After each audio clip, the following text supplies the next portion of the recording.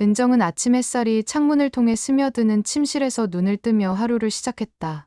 벽시계가 6시 30분을 가리키고 있었다.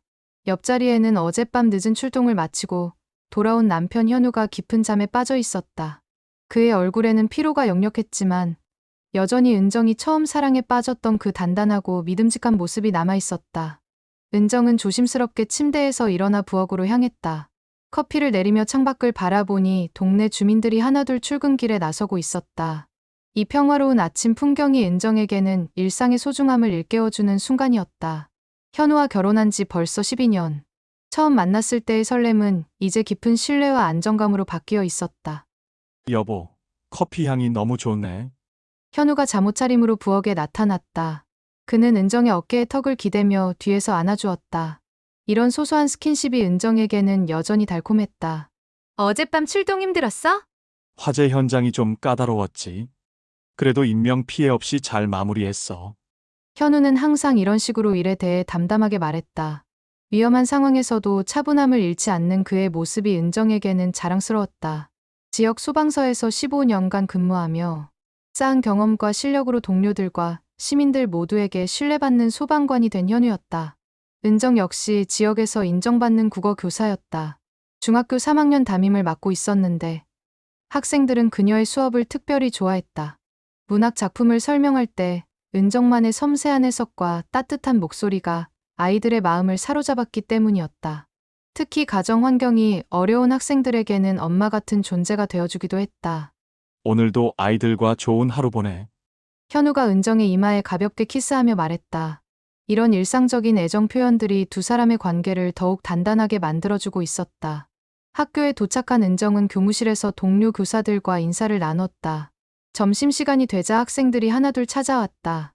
진로 상담을 받으러 오는 아이들, 그냥 이야기하고 싶어서 오는 아이들까지.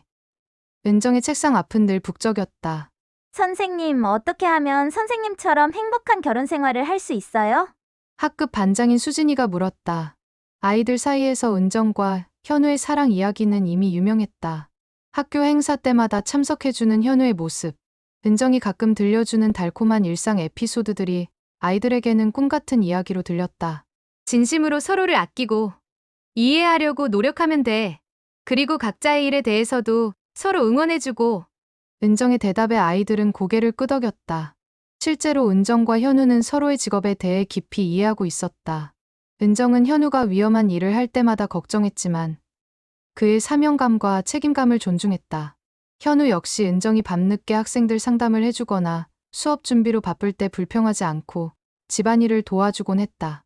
저녁 시간, 현우가 평소보다 일찍 집에 돌아왔다. 은정은 그가 좋아하는 된장찌개와 고등어구이를 준비해뒀다. 두 사람은 식탁에 앉아 하루 있었던 일들을 나눴다. 오늘 수진이가 우리 결혼 생활에 대해 물어봤어. 아, 그 똑똑한 아이. 뭐라고 했어? 서로 이해하고 응원해주라고 했지. 현우가 웃으며 은정의 손을 잡았다. 그의 손은 거칠었지만 따뜻했다. 소방 장비를 다루느라 생긴 굳은 살들이 오히려 은정에게는 든든함을 안겨줬다. 동네 사람들도 두 사람을 부러워했다. 마트에서 장을 볼 때면 아주머니들이 부부가 참 금슬이 좋다며 칭찬했고, 동네 경로당 어르신들은 저런 젊은 부부가 요즘 흔하지 않다고 말씀하셨다. 현우가 불 끄는 일로 바쁠 때면 은정 혼자 동네 일에 참여하기도 했는데 그때마다 소방관 부인답게 참 의젓하다는 소리를 들었다. 주말이면 두 사람은 함께 등산을 하거나 근교로 드라이브를 떠났다. 현우는 평소 말이 많지 않았지만 자연 속에서만큼은 은정에게 자신의 속마음을 털어놓곤 했다. 가끔 무서워. 내가 다치면 당신이 어떻게 할지. 바보야. 그런 생각하지 마. 은정은 현우의 걱정을 달래주며 그의 팔짱을 꼈다. 실제로 소방관의 아내로 살면서 느끼는 불안감이 없지는 않았다. 하지만 현우의 사명감을 알고 있기에 그 마음을 지지해주려 노력했다. 어느 가을 저녁, 현우가 퇴근 후 꽃다발을 들고 집에 돌아왔다. 특별한 날도 아닌데 갑작스러운 선물에 은정은 놀랐다. 무슨 일이야? 그냥 당신이 고생 많이 한다고 생각해서. 현우의 말에 은정의 마음이 뭉클해졌다. 결혼한 지 오래되어도 이런 깜짝 선물을 잊지 않는 남편이 고마웠다. 두 사람은 그날 밤 오랜만에 진솔한 대화를 나눴다. 서로의 꿈, 앞으로의 계획들에 대해 하지만 은정은 그때 미세한 변화를 눈치채기 시작했다. 현우가 예전만큼 집에서의 시간을 소중히 여기지 않는 것 같았다. 휴대폰을 자주 확인하고 가끔 멍한 표정으로 창밖을 바라볼 때가 있었다. 처음에는 일이 힘들어서 그런가 보다 생각했다. 여보, 요즘 무슨 걱정 있어? 은정이 조심스럽게 물어봤지만 현우는 별일 없어라며 대수롭지 않게 넘겼다. 은정은 남편을 믿고 더 이상 추궁하지 않았다. 그때만 해도 그들의 사랑이 영원할 거라고 믿어 의심치 않았다. 이 평화로운 일상이 곧 산산조각 날 거라는 사실을 은정은 아직 몰랐다. 변화는 아주 작은 것부터 시작되었다. 현우가 출동 후 집에 돌아오는 시간이 점점 늦어지기 시작한 것이었다. 처음에는 한두 시간 정도였지만 점차 자정을 넘기는 일이 잦아졌다. 여보, 왜 이렇게 늦었어? 은정이 거실 소파에서 기다리다가 물었을 때 현우는 피곤한 듯 한숨을 쉬며 대답했다. 출동 끝나고 동료들이랑 뒤풀이했어. 요즘 스트레스 받는 일이 많아서. 현우의 표정에는 진짜 피로가 섞여 있었다. 은정은 의심보다는 걱정이 앞섰다. 소방관이라는 직업 특성상 동료들과의 결속이 중요하다는 것을 알고 있었기 때문이었다. 생사를 함께하는 동료들끼리 서로 의지하고 스트레스를 풀어야 한다는 현우의 말에 고개를 끄덕였다. 하지만 이런 일이 반복되면서 은정의 마음 한구석에는 작은 의문이 자리 잡기 시작했다. 예전에도 힘든 출동이 있었지만 이렇게 자주 늦게 들어온 적은 없었기 때문이었다. 그래도 은정은 자신의 불안감을 억누르려 했다. 더 이상해진 것은 현우의 휴대폰에 대한 태도였다. 예전에는 집에서 휴대폰을 아무렇지 않게 책상이나 소파 위에 놓아두곤 했는데 어느 순간부터 항상 자신의 손에 들고 있거나 주머니에 넣고 다녔다. 화장실에 갈 때도 잠깐 편의점에 갈 때도 꼭 챙겨서 나갔다. 휴대폰 왜 그렇게 챙겨 다녀? 은정이 농담조로 물어봤을 때 현우는 잠깐 당황하는 듯한 표정을 지었다. 아, 요즘 소방서에서 긴급 연락이 자주 와서 항상 대기하고 있어야 해. 그럴듯한 설명이었지만 은정에게는 뭔가 어색하게 느껴졌다. 현우가 휴대폰 화면을 확인할 때의 표정이 예전과 달랐다. 마치 무언가를 숨기려는 듯한 조심스러운 표정이었다. 어느 토요일 오후, 현우가 갑자기 나가야 한다고 했다. 미안해.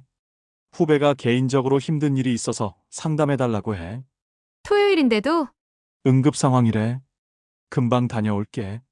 현우는 평소보다 신경 쓴 듯한 차림으로 외출했다. 청바지에 깔끔한 셔츠, 그리고 평소 안 뿌리던 향수까지.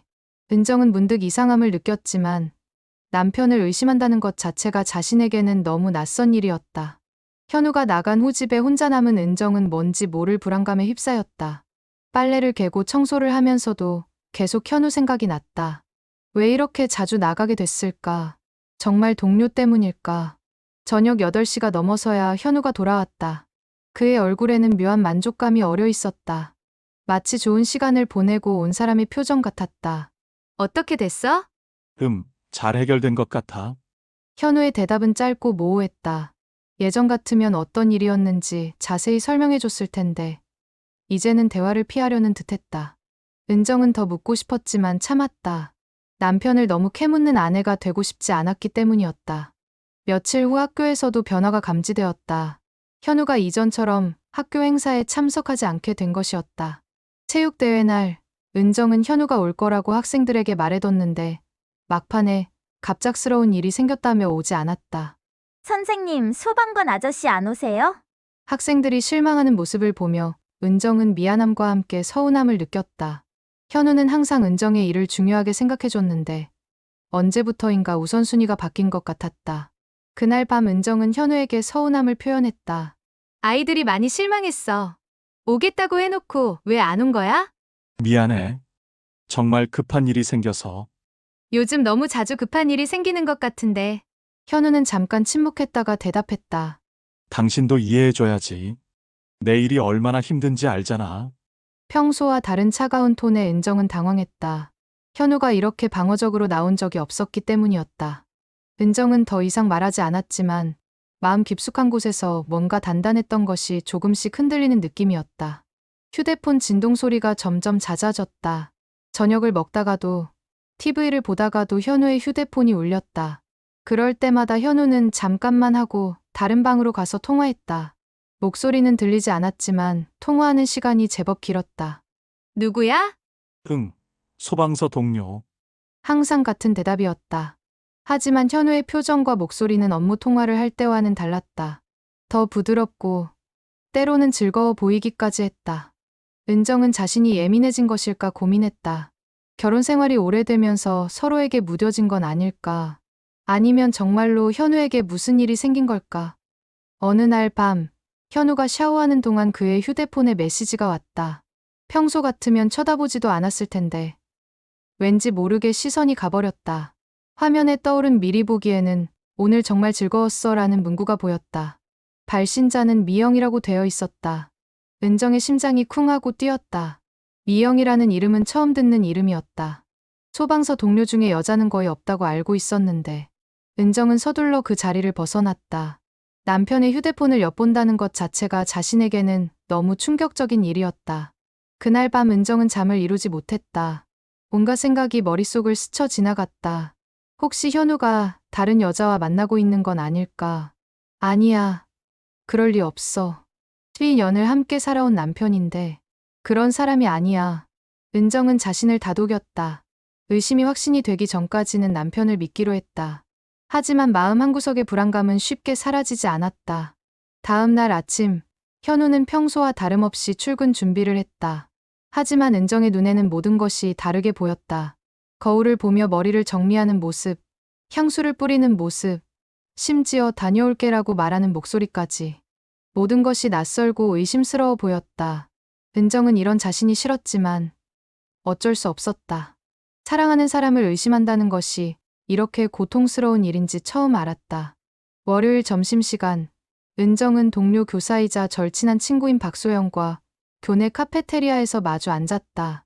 소영은 은정과 같은 학교에서 영어를 가르치는 15년 경력의 베테랑 교사였다. 두 사람은 대학 동창으로 만나 지금까지 서로의 인생을 지켜봐 온 사이였다. 요즘 얼굴이 안 좋아 보이는데 무슨 일 있어? 소영이 은정의 얼굴을 유심히 보며 물었다. 은정은 혼자서만 고민하던 것들이 얼굴에 드러났나 싶어 당황했다. 아니야. 그냥 수업 준비하느라 좀 피곤해서. 거짓말. 나 너 얼마나 오래 봐온 줄 알아? 분명 무슨 일 있지? 소영의 날카로운 직감 앞에서 은정은 더 이상 숨길 수 없었다. 그동안 혼자 품고 있던 의심과 불안을 털어놓기 시작했다. 현우의 변해버린 행동들, 늦은 귀가, 비밀스러운 휴대폰 사용, 그리고 미영이라는 이름까지. 소영은 은정의 이야기를 끝까지 들은 후 심각한 표정을 지었다. 은정아, 솔직히 말할게. 내가 너무 착한 거야. 뭔 소리야? 결혼 생활에서 적당한 의심은 필요해. 특히 남편이 이상 행동을 보일 때는 더더욱. 너는 항상 현우만 믿고 살아왔잖아. 소영의 말에 은정은 약간 당황했다. 믿음이 잘못된 것처럼 말하는 게 이해되지 않았다. 그래도 증거도 없는데 어떻게 함부로 의심해? 은정아, 여자의 직감이 틀린 적이 언제 있었어? 게다가 너는 예민한 성격도 아니고. 이런 내가 이상하다고 느낀다는 것 자체가 뭔가 문제가 있다는 증거야. 소영은 자신의 결혼 생활 경험을 바탕으로 조언했다. 그녀의 남편은 건축가로 성실한 사람이었지만 초반에 비슷한 의혹이 있었던 적이 있어서 부부 상담까지 받았던 경험이 있었다. 그때 내가 배운 게 뭔지 알아? 너무 헌신하지 말라는 거야. 남편을 위해서 자신을 희생하는 것이 미덕이라고 생각하면 안 돼. 그러면 상대방은 그걸 당연하게 여기게 되고 결국 다른 곳에서 새로운 자극을 찾게 되거든. 소영의 말이 은정의 마음에 울림을 주었다. 그녀는 정말로 현우를 위해 많은 것을 양보하며 살아왔었다. 현우가 늦게 들어와도 불평하지 않고 그의 일을 최우선으로 생각하며 자신의 것들을 뒤로 미루곤 했었다. 그런데 말야, 혹시 현우 오빠 최근에 다른 사람들한테 어떻게 보여? 은정이 조심스럽게 물었다. 소영은 잠시 머뭇거리더니 무언가 말하려다 멈췄다. 왜? 뭔가 들은 게 있어? 아니야, 그냥. 하지만 소영의 표정에서 은정은 뭔가 감춰진 것이 있다는 느낌을 받았다. 그녀는 소영을 다그쳤다. 소영아, 나한테 뭔가 숨기는 거야? 우리 사이에 이런 적 없었잖아. 소영은 한참을 고민하더니 한숨을 쉬며 입을 열었다. 사실은 우리 남편이 며칠 전에 이상한 걸 봤대. 뭘? 현우 오빠가 낯선 여자랑 고급 레스토랑에 있는 걸 봤다는 거야. 은정의 얼굴이 순식간에 하얗게 변했다. 가슴이 쿵쾅거리기 시작했고 손이 떨렸다. 언제? 어디서? 지난 금요일 저녁이었대. 우리 남편이 거래처 사람들과 회식하러 시내 가는 길에 봤다는 거야. 처음엔 비슷하게 생긴 다른 사람인 줄 알았는데 확실히 현우 오빠가 맞더래. 그 여자는 어떻게 생겼는데? 30대 후반 정도로 보이고 키가 크고 예쁘다고 하더라고. 옷도 고급스럽게 입고 있었고. 그런데 은정아, 둘이 보기에 그냥 친구 사이는 아닌 것 같았대. 소영의 말에 은정은 머리가 띵해졌다. 지난 금요일 현우는 동료들과 회식이 있다고 하며 늦게 들어왔었다. 그런데 실제로는 다른 여자와 고급 레스토랑에 있었던 것이다. 확실해? 정말 현우가 맞아? 우리 남편이 현우 오빠를 얼마나 잘 앓는데. 확실하다고 했어. 은정은 카페테리아 의자에 주저앉았다. 그동안 품어왔던 의심들이 현실이 되는 순간이었다. 이제 더 이상 자신을 속일 수 없었다. 그래서 내가 말하려다가 말았던 거야. 내가 상처받을까봐. 소영이 미안한 표정으로 은정의 손을 잡았다. 하지만 은정에게는 고마웠다. 혼자서 끙끙 앓고 있을 때 이런 정보를 알려준 것이. 고마워. 말해줘서. 은정의 목소리는 떨리고 있었다. 하지만 이제 확실해졌다. 현우가 거짓말을 하고 있다는 것이. 그리고 다른 여자와 만나고 있다는 것이. 은정아, 그런데 아직 섣불리 결론 내리지는 마. 혹시 정말 업무상 만난 걸 수도 있고. 소영이 위로하려 했지만 은정은 이미 모든 퍼즐 조각들이 맞춰지고 있었다. 미영이라는 이름, 비밀스러운 통화들, 늦은 귀가, 달라진 태도들. 모든 것이 하나로 연결되고 있었다. 아니야. 내 직감이 맞았어. 은정은 스스로에게 말하듯 중얼거렸다. 그동안 자신을 의심했던 것이 바보 같았다. 여자의 직감은 틀리지 않는다고 했는데 왜 그걸 무시하려 했을까? 수업종이 울렸지만 은정은 일어설 수 없었다. 다리에 힘이 빠져버린 것 같았다. 오후 수업을 어떻게 진행해야 할지 막막했다. 은정아, 괜찮겠어? 오늘 하루만 쉬는 게 어때? 아니야. 아이들한테 피해줄 수는 없어. 은정은 억지로 일어섰다. 하지만 교실로 가는 발걸음이 무거웠다. 복도를 걸으며 온갖 생각이 머릿속을 스쳐 지나갔다. 현우가 그 여자와 어떤 대화를 나눴을까? 어떤 표정으로 웃었을까? 그리고 은정에게는 보여주지 않는 모습을 그 여자에게는 보여주고 있는 건 아닐까? 오후 수업 시간, 은정은 최대한 평상시처럼 행동하려 노력했다. 하지만 학생들은 예민했다. 선생님, 괜찮아요? 안색이 안 좋아 보이는데. 학급 부반장인 민수가 걱정스러운 목소리로 물었다. 다른 아이들도 고개를 끄덕이며 은정을 바라봤다. 괜찮아. 조금 피곤할 뿐이야. 은정은 억지로 미소를 지었지만 아이들의 순수한 관심이 오히려 마음을 더 아프게 했다. 이 아이들 앞에서는 항상 당당하고 행복한 어른의 모습을 보여주고 싶었는데 방과 후 집으로 돌아가는 길에 은정은 현우와의 추억이 담긴 장소들을 지나쳤다. 처음 데이트했던 카페, 함께 산책하던 공원, 결혼 반지를 사러 갔던 보석점. 모든 것이 이제는 아프게 다가왔다. 집에 도착해서도 은정은 무엇을 해야 할지 몰랐다. 저녁 준비를 해야 하는데 손이 움직이지 않았다. 소파에 앉아 멍하니 벽시계를 바라봤다. 현우가 들어올 시간이 다가오고 있었다. 오늘 밤 현우를 어떤 얼굴로 맞이해야 할까? 아무것도 모르는 척해야 할까? 아니면 정면으로 물어봐야 할까? 하지만 아직 확실한 증거는 없었다. 소영 남편이 본 것만으로는 부족했다. 은정은 결심했다. 직접 확인해보기로. 더 이상 추측과 의심 속에서 살 수는 없었다. 진실이 무엇인지 알아야 했다. 설령 그 진실이 자신을 아프게 한다고 해도 현우가 집에 들어왔을 때 은정은 평소처럼 저녁을 차려놓고 기다리고 있었다. 하지만 내면은 폭풍우가 치고 있었다. 오늘 일찍 왔네. 특별한 일정이 없어서. 현우는 여전히 자연스러워 보였다. 하지만 은정의 눈에는 모든 것이 연기처럼 보였다. 그의 미소도, 목소리도, 심지어 은정을 바라보는 눈빛까지도. 식사를 하면서 은정은 조심스럽게 떠봤다. 지난 금요일 회식은 어땠어? 현우가 잠깐 젓가락을 멈췄다. 아주 짧은 순간이었지만 은정은 놓치지 않았다. 그냥 평범했어. 별일 없었고. 어디서 했어? 소방서 근처 고깃집에서. 거짓말이었다. 은정은 확신했다. 소영 남편이 본 곳은 고급 레스토랑이었으니까. 현우가 자신에게 거짓말을 하고 있다는 사실이 가슴을 짓눌렀다. 그날 밤 현우가 먼저 잠자리에 들었을 때 은정은 거실에 홀로 앉아 있었다. 창밖으로 보이는 야경이 흐릿하게 번져 보였다. 눈물이 나려고 했지만 참았다. 아직 울 때가 아니었다. 은정은 마음속으로 다짐했다. 내일부터 현우의 행동을 더 자세히 관찰하기로. 그리고 기회가 되면 직접 따라가 보기로. 진실을 알기 위해서라면 무엇이든 할 준비가 되어 있었다. 12년 동안 쌓아온 신뢰가 무너지는 소리가 들리는 것 같았다. 하지만 은정은 더 이상 순진한 아내로 살지 않기로 결심했다. 이제는 싸울 때였다. 토요일 아침, 현우가 다시 외출 준비를 하고 있었다. 이번에는 소방서 동료들과 정기 모임이 있다는 핑계였다. 은정은 평소처럼 자연스럽게 행동하면서 현우의 준비 과정을 유심히 관찰했다. 현우는 거울 앞에서 유난히 오래 머리를 다듬었다. 평소에 쓰지 않던 헤어 왁스까지 발라가며 스타일링했다. 옷도 여러 벌을 갈아입어 보더니 결국 새로 산 캐주얼 재킷을 선택했다. 그리고 마지막에 향수를 뿌렸다. 집에서 만날 때는 한 번도 뿌린 적이 없던 향수였다. 오늘 어디서 만나? 은정이 자연스럽게 물었다. 시내 쪽에서. 점심 먹고 당구도 치고 그럴 예정이야. 몇 시쯤 들어와?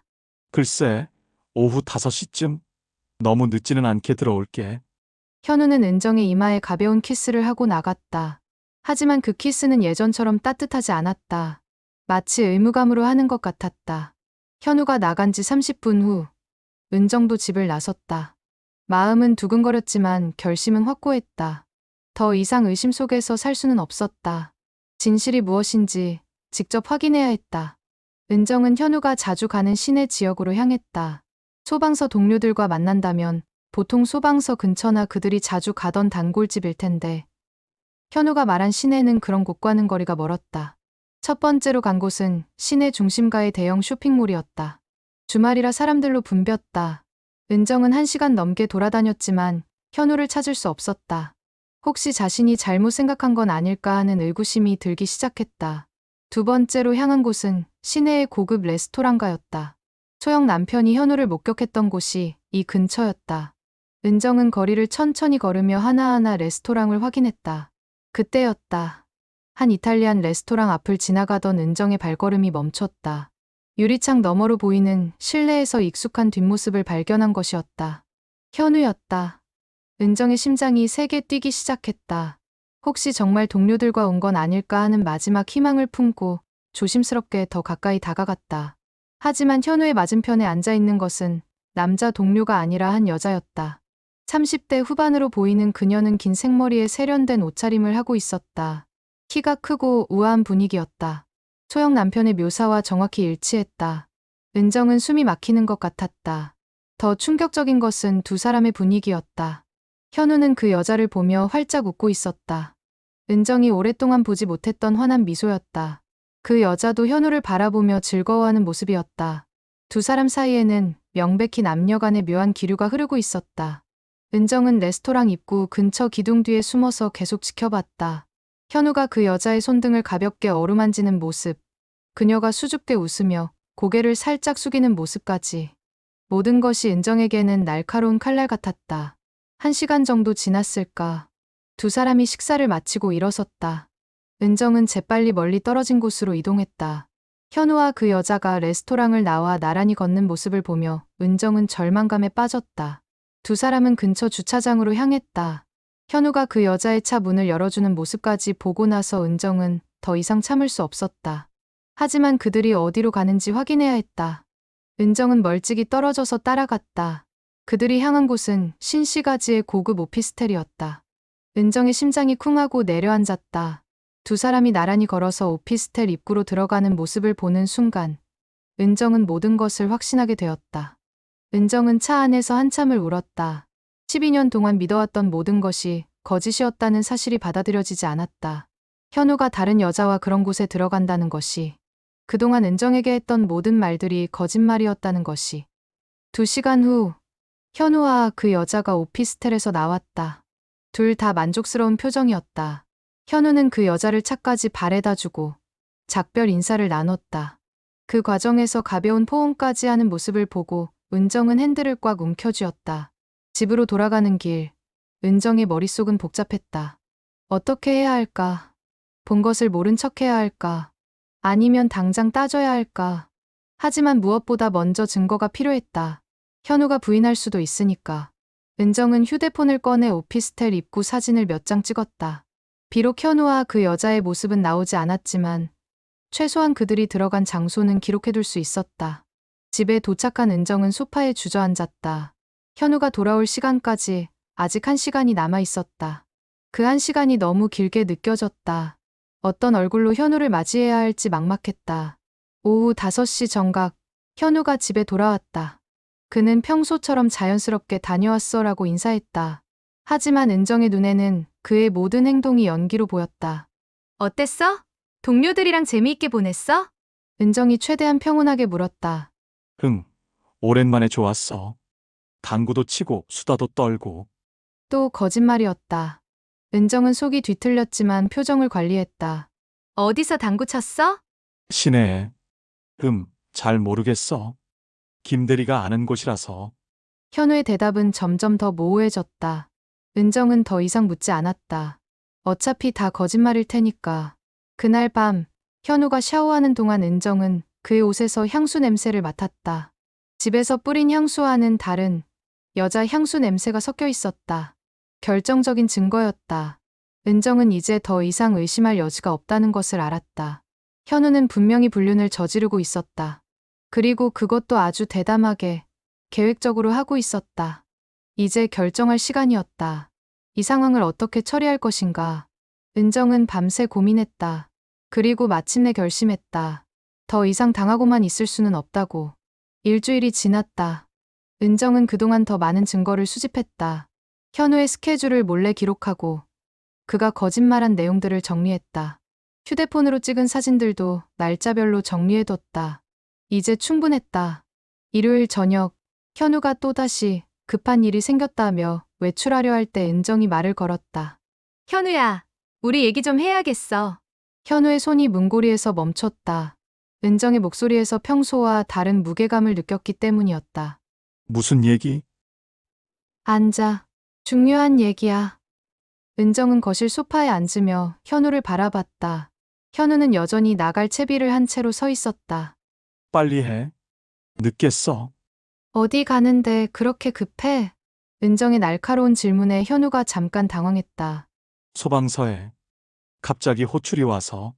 거짓말 그만해! 은정의 단호한 목소리에 현우가 깜짝 놀랐다. 은정이 이렇게 강하게 나온 적이 거의 없었기 때문이었다. 뭔 소리야? 지난 토요일 내가 어디 있었는지 나는 다 알고 있어. 은정은 휴대폰을 꺼내 찍어둔 사진들을 현우에게 보여줬다. 이탈리안 레스토랑 앞 사진, 오피스텔 건물 사진, 현우와 여자가 함께 걸어가는 뒷모습까지. 현우의 얼굴이 순식간에 창백해졌다. 잠시 말을 잇지 못하더니 억지로 태연한 척했다. 이게 뭐야? 왜 나를 미행한 거야? 미행? 내가 미행을 해야 할 이유를 내가 만들었잖아. 은정의 목소리는 떨리고 있었지만 단단했다. 이건 네가 생각하는 게 아니야. 그럼 뭐야? 소방서 동료들과 당구 치러 간다며. 그런데 왜 여자랑 고급 레스토랑에 있었어? 그리고 오피스텔은 또 뭐야? 현우는 한참 동안 말을 하지 못했다. 변명할 거리를 찾고 있는 것 같았다. 은정아, 오해야. 그냥 오해라고? 그럼 설명해봐. 누구야? 그 여자? 피부과 의사야. 우연히 알게 된. 피부가 의사라고? 그런 사람과 왜 고급 레스토랑에서 식사하고 오피스텔에 들어가는 거야? 현우가 더 이상 핑계를 댈 수 없다는 걸 깨닫자 태도가 바뀌었다. 방어적이던 모습에서 공격적으로 변했다. 그래, 맞아. 다른 여자 만났어. 그래서 어쩔 건데? 은정은 현우의 돌변한 태도에 충격을 받았다. 적어도 미안해하거나 사과할 줄 알았는데 오히려 당당하게 나오는 것이었다. 어쩔 거냐고? 그게 지금 할 말이야? 은정아, 솔직히 말할게. 나는 이 집에서 남편이 아니라 그냥 함께 사는 동거인 같았어. 무슨 소리야? 당신은 나를 남편이 아니라 집안이라는 사람으로만 대했잖아. 현우의 말에 은정은 어이가 없었다. 자신이 언제 그랬다는 것인지 이해할 수 없었다. 내가 언제 그랬어? 나는 항상 당신을 배려하고 이해하려고 노력했는데. 그게 문제야. 너무 완벽한 아내 역할만 하려고 했어. 감정도 없고 여자로서의 매력도 없고. 현우의 말 한마디 한마디가 은정의 가슴을 찔렀다. 미영 씨는 달라. 나를 정말 남자로 봐줘. 설렘도 주고 재미도 있고. 미영이라는 게 그 여자 이름이야? 그래. 박미영. 피부과 원장이야. 현우는 이제 아무것도 숨기지 않았다. 오히려 당당하게 털어놓기 시작했다. 언제부터야? 3달 전부터 병원에 갔다가 알게 됐어. 3달이나? 은정은 자신이 얼마나 바보 같았는지 깨달았다. 3달 동안 남편이 다른 여자와 만나고 있었는데 자신은 전혀 눈치채지 못했다. 그래서 어쩔 거야? 이혼할 거야? 현우가 마치 은정이 결정해야 할 문제인 것처럼 물었다. 은정은 현우의 뻔뻔함에 분노가 치밀어 올랐다. 당신이 바람 피워놓고 나한테 이혼하자고. 정말 뻔뻔하네.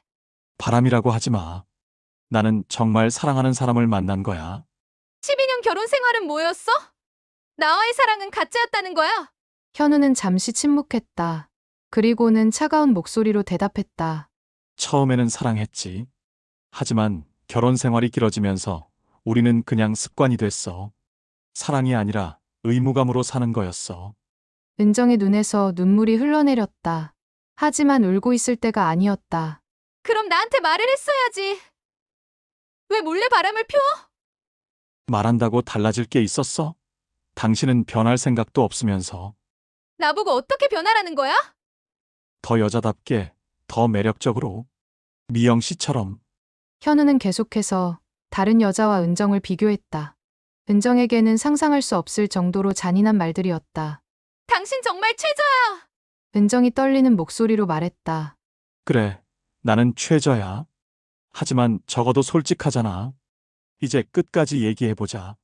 현우는 소파에 앉으며 본격적으로 이야기를 시작했다. 박미영과 어떻게 만났는지, 왜 끌렸는지, 앞으로 어떻게 할 생각인지까지.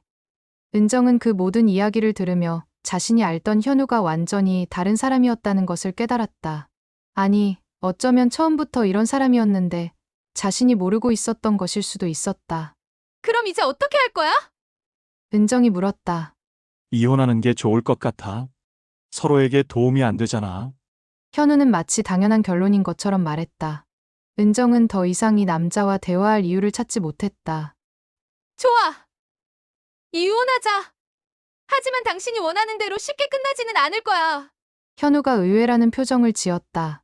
순순히 받아들일 줄 알았는데 은정의 반응이 달랐기 때문이었다. 무슨 뜻이야? 당신이 바람 피운 거잖아. 위자료는 당연히 받을 거고 재산 분할도 내 몫은 제대로 받을 거야. 그런 것까지 할 필요 있어? 조용히 헤어지면 안 돼? 현우가 당황스러워했다. 은정이 이렇게 강하게 나올 줄은 예상하지 못했던 것이었다. 조용히 헤어지라고? 12년을 속이고 바람 피운 사람이 그런 말을 해? 은정의 목소리에는 분노가 담겨 있었다. 그리고 한 가지 더. 그 박미영이라는 여자도 기혼자지? 현우가 잠깐 머뭇거렸다. 그건 왜? 대답해. 기혼자 맞지? 맞아. 그럼 그 여자 남편도 알아야겠네. 자기 아내가 바람 피우고 있다는 걸. 현우의 얼굴이 하얗게 질렸다. 은정아, 그러지 마. 괜히 다른 사람까지 피해보게 하지 마. 다른 사람 피해. 그럼 나는 피해자가 아니야? 그 남편도 나와 똑같은 피해자라고. 은정은 이미 결심이 서 있었다. 혼자서만 당할 수는 없었다. 현우와 그 여자 모두 자신들의 행동에 대한 대가를 치르게 할 생각이었다. 제발 그러지 마. 미영 씨가 얼마나 힘들어할지 알아? 현우가 애원하는 목소리로 말했다. 자신의 아내보다 불륜녀를 걱정하는 모습에 은정은 더욱 화가 났다. 힘들어한다고? 그럼 나는 안 힘들어? 지금 이 순간 내가 얼마나 힘든지 알아? 알아, 미안해. 하지만 미안하다고 말로만 하지 말고 행동으로 보여줘. 당신이 잘못했으면 그에 대한 책임을 져야지. 은정은 현우를 똑바로 바라보며 말했다. 내일부터 당신은 이 집에서 나가. 그리고 변호사 선임해서 이혼 절차 밟을 거야. 그렇게까지 할 필요가. 필요 있어. 아주 많이. 은정은 자리에서 일어났다. 그리고 오늘부터 당신과는 필요한 말 외에는 하지 않을 거야. 변호사끼리 얘기하게 할 테니까. 현우는 당황스러워하며 뭔가 말하려 했지만 은정은 더 이상 들으려 하지 않았다. 침실로 들어가 문을 닫아버렸다. 문 너머로 현우가 은정아 하고 부르는 소리가 들렸지만 대답하지 않았다. 은정은 침대에 앉아 온몸이 떨리는 것을 느꼈다.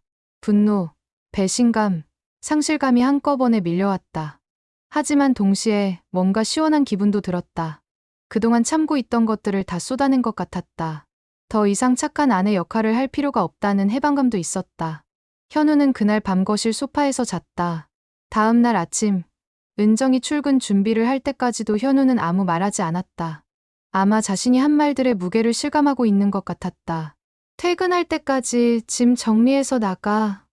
은정이 집을 나서며 차갑게 말했다. 현우는 고개를 숙인 채 대답했다. 알겠어. 학교에 도착한 은정은 바로 소영을 찾아갔다. 어젯밤 있었던 일을 모두 털어놓았다. 잘했어. 정말 잘했어.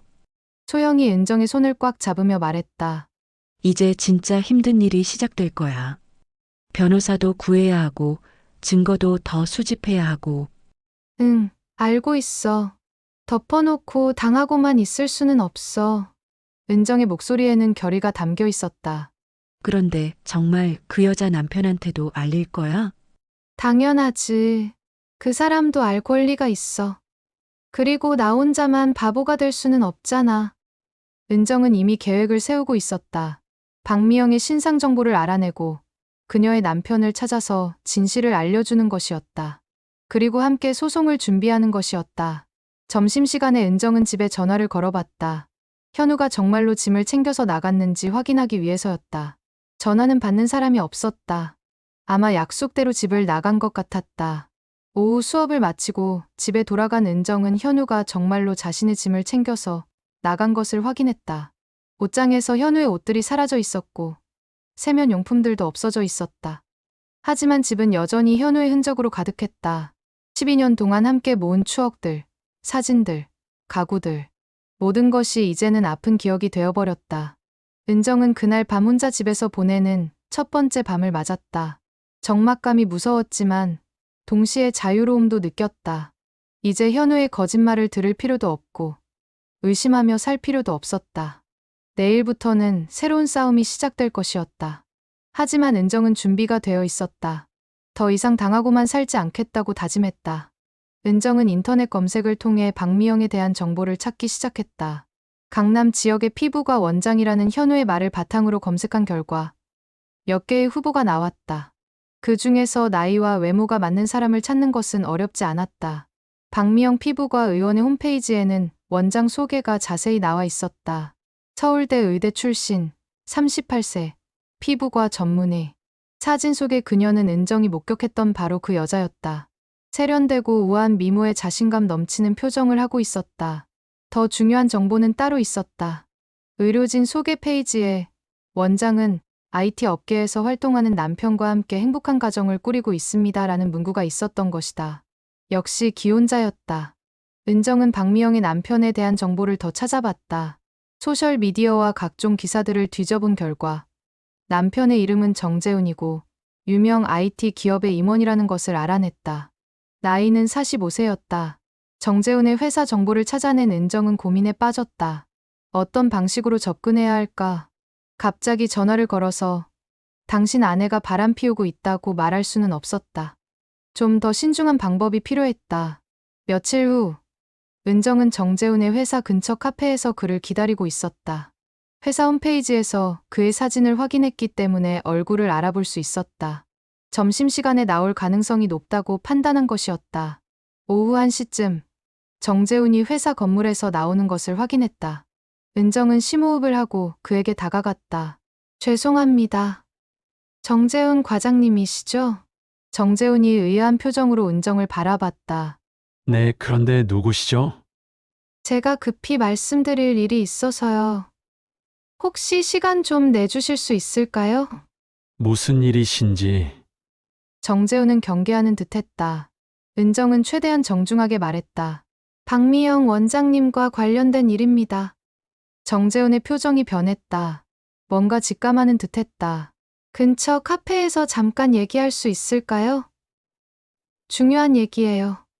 정재훈은 잠시 망설이더니 고개를 끄덕였다.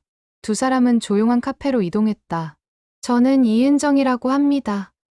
중학교 교사고요. 은정이 자신을 소개하자 정재훈이 더욱 의아해했다.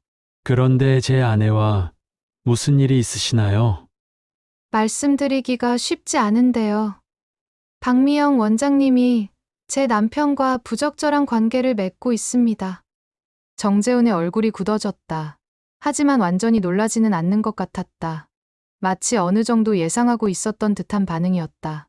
증거가 있으시나요? 정재훈의 차분한 질문에 은정은 준비해온 사진들을 보여줬다. 현우와 박미영이 함께 레스토랑에서 나오는 사진, 오피스텔로 들어가는 사진들이었다. 정재훈은 사진들을 오래 바라본 후 한숨을 깊게 쉬었다. 역시 그랬군요. 혹시 눈치채고 계셨나요? 최근에 행동이 이상했어요. 병원 일이 늦어진다며 집에 안 들어오는 날이 많아졌고, 휴대폰도 항상 조심스럽게 다루고, 정재훈의 말은 은정이 현우에게서 발견했던 변화들과 정확히 일치했다. 저도 의심은 했지만 확신이 없었어요. 그런데 이렇게 증거를 보니까 정재훈은 고개를 떨구며 말했다. 그의 목소리에는 깊은 상실감이 묻어 있었다. 언제부터인지 아세요? 제 남편 말로는 3달 전부터라고 하네요. 3달. 그때부터 아내가 이상했던 게 맞네요. 두 사람은 잠시 침묵했다. 같은 배신을 당한 사람끼리의 묘한 동질감이 느껴졌다. 그래서 어떻게 하실 생각이신가요? 정재훈이 물었다.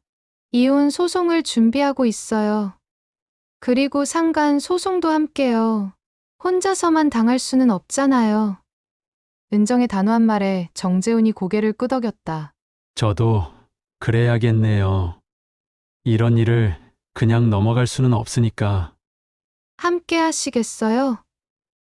같은 변호사를 쓰면 비용도 절약되고 효율적일 것 같은데. 은정의 제안에 정재훈이 관심을 보였다. 좋은 생각이네요. 어차피 상대방이 같으니까. 그럼 제가 알아본 변호사 사무실에 함께 가보실래요? 이렇게 해서 은정과 정재훈은 동맹이 되었다. 두 사람 모두 배신당한 상처가 있었지만 함께 싸우면 더 강해질 수 있다는 것을 알았다. 며칠 후 은정과 정재훈은 강남의 한 대형 로펌을 찾았다. 가족법 전문 변호사인 김 변호사를 만났다. 두 분이 각각 이혼 소송과 상간 소송을 진행하시면 되겠네요. 증거도 충분하고 승소 가능성이 높아 보입니다. 김 변호사는 은정이 수집한 사진들과 기록들을 검토한 후 말했다. 위자료는 얼마나 받을 수 있을까요? 은정이 물었다. 불륜의 정도와 결혼 기간, 재산 상황 등을 고려하면 이은정님의 경우 3천만 원 정도, 정재훈님의 경우는 5천만 원 정도 예상됩니다. 왜 차이가 나는 건가요? 정재훈님 아내가 의사로서 고소득자이고 불륜에 더 적극적이었던 것으로 보이기 때문입니다. 변호사의 설명에 두 사람은 고개를 끄덕였다. 그리고 무엇보다 중요한 것은 상간 소송입니다. 배우자와 불륜을 저지른 상대방에게 손해배상을 청구하는 것이죠. 그것도 승소 가능성이 있나요? 정재훈이 물었다. 충분합니다. 증거가 명확하니까요. 다만 상대방이 맞대응할 수도 있으니 준비를 단단히 해야 합니다. 변호사는 앞으로의 과정에 대해 자세히 설명했다. 소장 작성, 증거 보강, 법정 출석 등 복잡한 절차들이 기다리고 있었다. 상담을 마치고 나온 은정과 정재훈은 근처 카페에서 다시 만났다. 생각보다 복잡하네요. 정재훈이 말했다. 그래도 해야죠. 이대로 당하고만 있을 수는 없어요. 은정의 의지는 확고했다. 그런데 이은정 선생님은 어떻게 이렇게 강해지셨어요? 저는 아직도 믿기지가 않아서. 정재훈의 질문에 은정이 씁쓸하게 웃었다. 저도 처음에는 정신이 없었어요. 하지만 현실을 받아들이고 나니까 분노가 생기더라고요. 그 분노가 저를 강하게 만든 것 같아요. 저도 그래야겠네요. 분노를 힘으로 바꿔서 두 사람은 서로를 응원하며 헤어졌다. 이제 본격적인 법적 다툼이 시작될 것이었다. 하지만 혼자가 아니라는 것이 큰 힘이 되었다. 그날 밤, 은정은 일기장에 썼다. 오늘 또 다른 피해자를 만났다. 혼자가 아니라는 것이 이렇게 위로가 되는 줄 몰랐다. 내일부터는 진짜 전쟁이 시작된다. 하지만 이제 두렵지 않다. 재판이 시작되기 전 더 많은 진실들이 수면 위로 떠올랐다. 은정과 정재훈이 변호사와 함께 증거를 수집하는 과정에서 놀라운 사실들이 드러났기 때문이었다. 가장 충격적인 발견은 현우의 금전 사용 내역이었다. 은정이 변호사의 조언에 따라 현우의 통장 내역을 조사한 결과 지난 3달간 상당한 금액이 의심스럽게 사용된 것을 발견했다. 이것 보세요. 매월 200만 원씩 현금으로 빠져나간 내역이 있어요. 김 변호사가 통장 사본을 가리키며 말했다. 200만 원씩이요? 은정은 깜짝 놀랐다. 현우의 월급이 350만 원 정도였는데 그중 상당 부분을 따로 쓰고 있었던 것이었다. 그리고 여기 여행사 결제 내역도 보이네요. 제주도 리조트 예약이었는데 날짜를 보니 지난달이에요. 은정의 가슴이 철렁했다. 지난달 현우는 소방서 워크숍이 있다며 이틀 동안 집을 비웠었다. 그런데 실제로는 박미영과 제주도 여행을 다녀온 것이었다. 이 사람들 정말 대담하네요. 정재훈이 분노에 찬 목소리로 말했다. 그의 아내 박미영의 카드 사용 내역에서도 비슷한 패턴이 발견되었기 때문이었다. 미영 씨도 병원 법인카드를 개인적으로 사용한 흔적이 있어요. 고급 레스토랑, 호텔, 심지어 명품 매장까지. 변호사가 박미영의 카드 내역을 보여주며 설명했다. 환자들을 속이고 병원 돈을 빼돌린 거네요. 은정이 혀를 찼다. 의사라는 직업의 윤리마저 저버린 행동이었다. 더 충격적인 것은 따로 있었다. 사립탐정을 통해 수집한 정보에 따르면 현우와 박미영은 이미 함께 살 집을 알아보고 있었다는 것이었다. 강남 지역의 고급 아파트를 여러 곳 둘러봤다는 증언이 있습니다. 부동산 중개업소 직원도 증언해줄 의향이 있고요. 탐정의 보고서에는 현우와 박미영이 부동산을 둘러보는 사진까지 첨부되어 있었다. 두 사람이 아파트 모델하우스에서 행복해하는 모습을 보고 은정은 말문이 막혔다. 계획적이었던 거네요. 처음부터 결혼을 파탄내고 함께 살 생각이었던 거예요. 정재훈의 말에 은정은 고개를 끄덕였다. 그동안 자신이 얼마나 순진했는지 깨달았다. 그리고 또 하나. 박미영 원장의 병원에 대한 조사 결과도 나왔습니다. 김 변호사가 새로운 서류를 꺼냈다. 환자들에게 불필요한 시술을 권하고 과다 진료비를 받은 사례들이 여러 건 발견되었어요. 보건복지부에 신고가 들어간 상태입니다. 그럼 병원도 문제가 되는 거네요. 네, 의료법 위반으로 처벌받을 가능성이 높습니다. 의사 면허 정지나 취소까지도 가능하고요. 변호사의 말에 정재훈이 복잡한 표정을 지었다.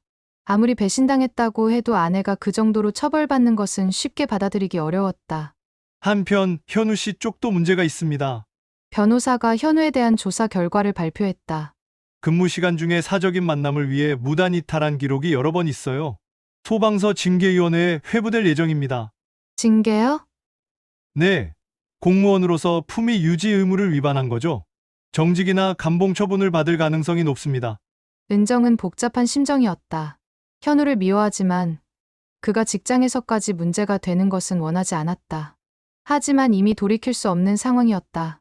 재판날이 다가오면서 현우와 박미영 측에서도 반박 자료를 준비하고 있다는 소식이 들려왔다. 그들 역시 변호사를 선임하고 맞대응할 준비를 하고 있었다. 상대방에서 어떤 주장을 해올지 예상해봐야 합니다. 김 변호사가 은정과 정재훈에게 말했다. 아마 불륜이 아니라 진정한 사랑이었다고 주장할 거예요. 그리고 기존 결혼 생활이 이미 파탄 상태였다고 말할 수도 있고요. 그런 변명이 통해요? 은정이 걱정스럽게 물었다. 법적으로는 통하지 않습니다. 결혼 관계가 지속되는 상황에서 제3자와 관계를 맺는 것은 명백한 불법행위니까요.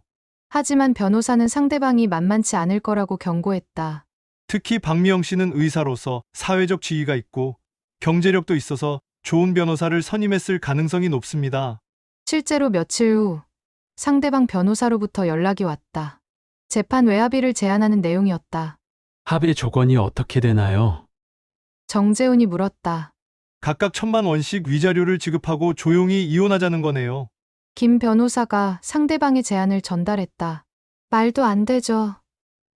우리가 요구한 금액의 3분의 1도 안 되는데. 은정이 분개했다. 거절하겠다고 전달하세요. 재판까지 갈 각오가 되어 있다고. 두 사람의 의지는 확고했다. 돈의 문제가 아니라 정의의 문제였다. 재판 첫날, 법정에는 긴장감이 흘렀다. 은정과 정재훈은 한쪽에, 현우와 박미영은 다른 쪽에 앉았다. 오랜만에 본 현우는 많이 초라해 보였다. 박미영은 여전히 우아했지만 어딘지 모르게 불안해 보였다.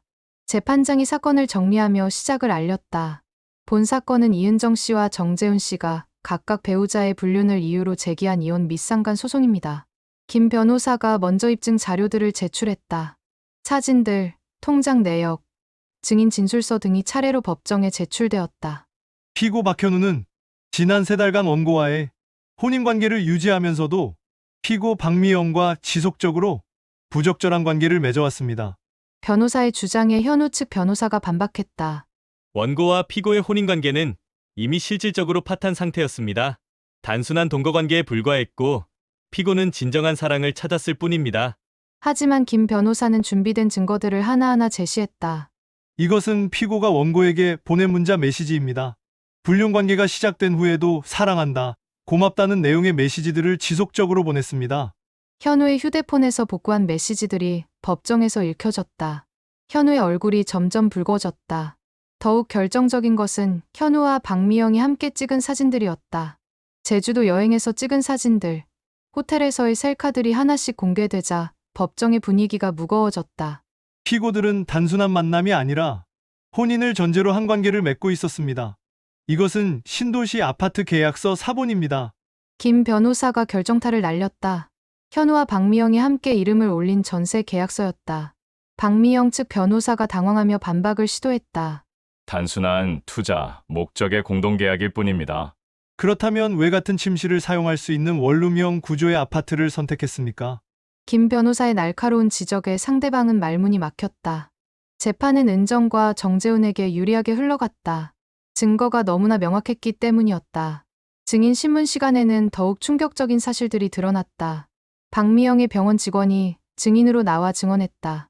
원장님이 병원 운영비를 개인적으로 사용하는 것을 여러 번 목격했습니다. 특히 남자분과 만날 때 사용하시더라고요. 구체적으로 어떤 방식으로 사용했나요? 환자 진료비로 받은 현금을 개인 지갑에 넣거나 병원 법인카드로 개인 쇼핑을 하는 것을 봤습니다. 직원의 증언은 계속되었다. 환자들에게도 거짓말을 했어요. 불필요한 시술을 권하면서 남자친구를 위해서라고 말하기도 했거든요. 박미영의 얼굴이 창백해졌다. 병원의 평판이 완전히 실추될 위기였다. 현우에 대한 증언도 나왔다. 소방서 동료가 증인으로 나와 말했다. 현우가 최근 들어 근무 태도가 많이 달라졌어요. 출동 중에도 휴대폰을 자주 확인하고 개인 약속 때문에 야근을 빠지는 일이 잦아졌습니다. 구체적인 사례가 있습니까? 지난달에 대형 화재 사고가 있었는데 그날도 중요한 약속이 있다며 뒷정리를 동료들에게 맡기고 먼저 퇴근했어요. 동료의 증언을 들으며 현우는 고개를 들 수 없었다. 15년간 쌓아온 신뢰가 무너지는 순간이었다. 재판이 진행되면서 현우와 박미영 사이에도 균열이 생기기 시작했다. 서로를 감싸기보다는 자신의 책임을 줄이려는 모습을 보였다. 모든 것은 박미영 씨가 먼저 유혹했습니다. 현우 측 변호사가 주장했다. 오히려 현우 씨가 적극적으로 접근했습니다. 의사인 미영 씨를 이용하려는 의도가 있었다고 봅니다. 박미영 측도 맞받아쳤다. 이들의 모습을 보며 은정은 허탈했다. 그토록 사랑한다던 두 사람이 위기가 오자 서로를 탓하는 모습이 한심해 보였다. 재판부는 충분한 심리 후 판결 선고 날짜를 정했다. 한 달 후였다. 그 한 달 동안 은정과 정재훈은 불안하게 기다려야 했다. 하지만 변호사는 낙관적이었다. 증거가 워낙 명확해서 승소는 확실합니다.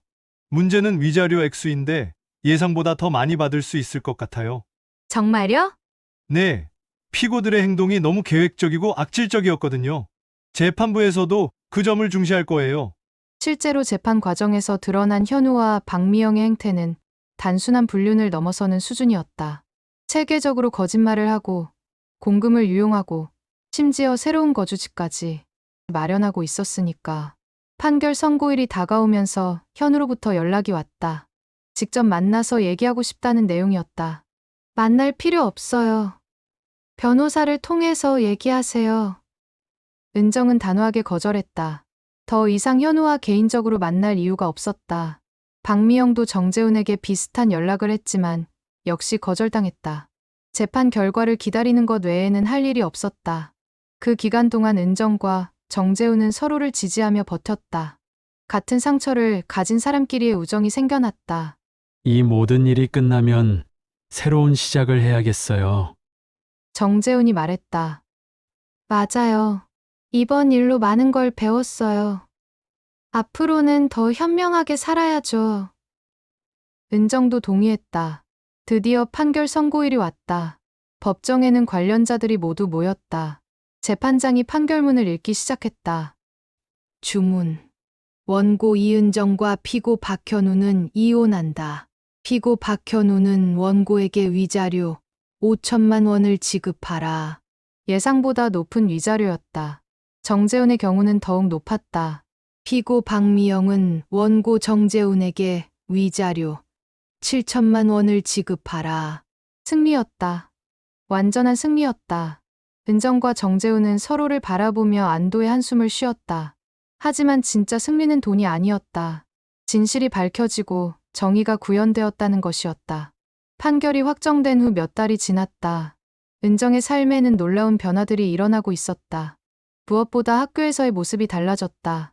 예전에는 완벽한 아내의 모습을 유지하려 애썼다면 이제는 진솔한 자신의 모습을 보여주게 되었다. 선생님, 요즘 뭔가 달라 보여요. 수업 시간에 학생 중 하나가 말했다. 어떻게 달라? 더 솔직해 보이고 더 강해 보여요. 그리고 더 재미있어졌어요. 학생의 말에 은정은 미소를 지었다. 실제로 그녀는 문학 수업을 완전히 새롭게 바꿔놓았다. 교과서 속 완벽한 이야기들 대신 인간의 진짜 감정과 현실적인 갈등을 다루는 작품들을 선택했다. 오늘은 김동인의 배따라기를 읽어볼까요? 은정이 교과서를 펼치며 말했다. 이 소설의 주인공은 남편에게 배신을 당한 여자예요. 그런데 그녀가 어떻게 대처하는지 한번 볼까요? 학생들은 예전보다 훨씬 집중했다. 은정의 해석에는 살아있는 경험이 녹아있었기 때문이었다. 선생님, 혹시 실제로 이런 일을 겪어보신 적 있으세요? 한 학생이 조심스럽게 물었다. 은정은 잠시 망설이다가 대답했다. 비슷한 경험이 있어요. 그래서 이 작품의 주인공 마음을 잘 이해할 수 있죠. 어떻게 하셨어요? 진실을 마주하고 당당하게 맞섰어요. 도망치거나 포기하지 않았죠. 학생들의 눈이 반짝였다. 교과서 속 이야기가 아니라 진짜 인생 이야기를 듣고 있다는 느낌이었다. 수업이 끝난 후 평소 고민이 많던 여학생 하나가 은정을 찾아왔다. 선생님, 저희 부모님이 자꾸 싸우세요. 어떻게 해야 할까요? 예전 같으면 부모님을 이해하고 기다려야 한다는 식의 모범 답안을 했을 것이다. 하지만 이제 은정은 달랐다. 내 감정도 중요해. 부모님 문제는 부모님이 해결하셔야 하고 너는 내 자신을 보호하는 게 먼저야. 그래도 되나요? 당연하지. 다른 사람을 위해 자신을 희생하는 게 미덕은 아니야. 자신을 먼저 사랑해야 다른 사람도 제대로 사랑할 수 있어. 은정의 조언은 자신의 경험에서 우러나온 것이었다. 그녀는 현우를 위해 자신을 너무 많이 희생했고 그 결과 관계가 무너졌다는 것을 깨달았기 때문이었다. 한편 현우와 박미영에게는 혹독한 현실이 기다리고 있었다. 현우는 소방서 징계위원회에서 3개월 정직 처분을 받았다. 15년간 쌓아온 신뢰를 하루아침에 잃어버린 것이었다. 더 심각한 것은 동료들의 시선이었다. 생명을 구하는 숭고한 직업에 먹칠을 했다는 비난이 쏟아졌다. 현우는 결국 소방서를 그만두고 다른 일을 찾아야 했다. 박미영의 상황은 더욱 참혹했다. 보건복지부 조사 결과 의료법 위반 사실이 확인되어 의사 면허가 1년간 정지되었다. 병원은 폐업 위기에 몰렸고 환자들로부터는 손해배상 소송까지 제기되었다. 미영아, 이제 어떻게 할 거야? 현우가 초라해진 모습으로 박미영에게 물었다. 둘은 그토록 원하던 신시가지 아파트에서 함께 살고 있었지만 행복과는 거리가 멀었다. 모르겠어. 면허 정지 풀릴 때까지 기다려야지 뭘. 박미영의 목소리에는 예전의 자신감이 사라져 있었다. 사회적 지위와 경제력을 모두 잃어버린 상황에서 현우와의 관계도 예전 같지 않았다. 그런데 정말 우리가 잘한 게 맞나? 현우가 회의적인 목소리로 물었다. 지금 와서 그런 소리에? 이미 돌이킬 수 없잖아. 두 사람 사이에는 사랑보다는 원망이 쌓여가고 있었다. 위기가 닥치자 서로를 탓하게 된 것이었다. 반면 정재우는 새로운 삶을 시작하고 있었다. 위자료로 받은 돈과 재산 분할로 얻은 자금으로 새로운 사업을 준비하고 있었다. 이은정 선생님 덕분에 새로운 기회를 잡게 됐어요. 정재훈이 은정과 만난 자리에서 말했다. 두 사람은 이제 좋은 친구가 되어 있었다. 무슨 사업이에요? IT 컨설팅 회사요. 그동안 대기업에서만 일했는데 이제는 제 사업을 해보려고요. 정재훈의 얼굴에는 활기가 돌아와 있었다. 잘 될 거예요. 이번 일을 통해 더 강해지셨으니까. 은정도 정재훈을 응원했다. 선생님도 뭔가 새로운 도전을 해보세요. 교직 말고 다른 분야도. 사실 생각해보고 있어요. 책을 써보고 싶거든요. 어떤 책이요? 제 경험을 바탕으로 한 소설이요. 많은 여성들이 비슷한 상황에 있을 텐데 도움이 될 수 있을 것 같아서. 은정은 이미 구상을 시작하고 있었다. 자신의 경험을 바탕으로 현실적이고 감동적인 이야기를 써보고 싶었다. 몇 달 후, 은정의 첫 소설이 출간되었다. 제목은 진실은 반드시 드러난다였다. 중년 여성의 불륜 발견과 극복 과정을 그린 이 소설은 큰 반향을 불러일으켰다. 작가님, 정말 실제 경험을 바탕으로 쓰신 건가요? 출판사 행사에서 한 독자가 물었다. 네, 제 경험이 바탕이 되었어요. 하지만 소설이니까 허구도 섞여 있죠. 은정은 담담하게 대답했다. 읽으면서 많은 위로를 받았어요. 저도 비슷한 경험이 있거든요. 그런 분들에게 도움이 되었다면 보람이에요. 은정의 소설은 베스트셀러가 되었다. 특히 중년 여성 독자들 사이에서 폭발적인 반응을 보였다. 많은 여성들이 자신의 이야기 같다며 공감을 표했다. 학교에서도 은정의 위상이 달라졌다. 소설가이자 교사인 그녀에게 학생들은 더욱 관심을 보였다. 선생님, 다음 소설은 언제 나와요? 천천히 준비하고 있어. 더 좋은 작품으로 만날게. 은정은 이제 교사와 작가라는 두 개의 정체성을 가지게 되었다. 둘 다 자신에게 소중한 일이었다. 어느 일요일 오후, 은정은 동네 카페에서 원고를 쓰고 있었다. 그때 우연히 현우를 마주쳤다. 몇 달 만에 보는 현우는 많이 초라해져 있었다. 은정아, 현우가 조심스럽게 다가왔다. 무슨 일이에요? 은정은 냉정하게 대답했다. 미안해. 정말 미안해. 지금 와서 미안하다고 하면 뭐가 달라져요? 아니야, 그냥 내가 잘 지내는 것 같아서 다행이라고 생각해서. 현우의 목소리에는 후회가 묻어 있었다. 네, 잘 지내고 있어요. 당신 없이도. 은정의 단호한 대답에 현우는 더 이상 말하지 못했다. 그럼 이만. 은정이 자리에서 일어났을 때 현우가 마지막으로 말했다. 미영이랑도 잘 안 돼가고 있어. 그런 얘기는 저한테 하는 게 아니에요.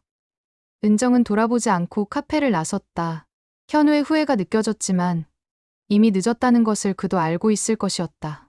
집으로 돌아온 은정은 거울 앞에 서서 자신을 바라봤다. 예전과는 다른 사람이 되어 있었다. 더 강하고, 더 자신감 있고, 더 진솔한 사람으로. 진실은 반드시 드러난다. 은정이 혼자 중얼거렸다. 이것은 단순히 책 제목이 아니라 그녀의 인생 철학이 되어 있었다. 책 속에서만 배운 교훈이 아니라 삶 속에서 직접 체험한 진리였다. 거짓은 언젠가 들통나게 되어 있고 진실은 결국 승리한다는 것을. 은정은 새로운 원고를 펼치며 미소를 지었다. 이제 새로운 이야기를 쓸 차례였다. 더 많은 사람들에게 희망과 용기를 줄 수 있는 이야기를.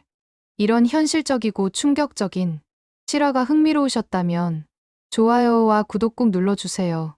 다음에도 더욱 자극적인 실화로 찾아뵙겠습니다.